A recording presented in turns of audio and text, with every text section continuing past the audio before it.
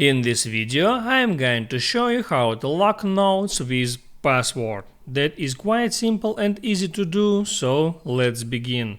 And first, open up your settings and there scroll all the way down until you find Notes, and here tap on Password. There you can select between two ways: use device passcode or use custom password.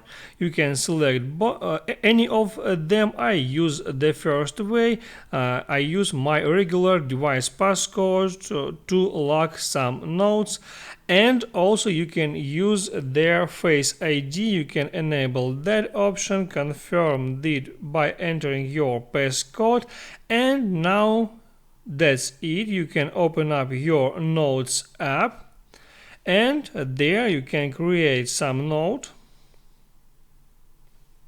Hit done. And now you can hold down on that note until it comes up and here select lock note. Now that note is locked. I just confirmed that action with my Face ID, and if I hop out, Note app, and open it up again, I see that lock icon just near the note title. And to open up that note, now you see that note is locked. Here I have to tap on that lock icon and then use my Face ID to open that note. That's how it works, guys. Hit the like button and don't forget to subscribe.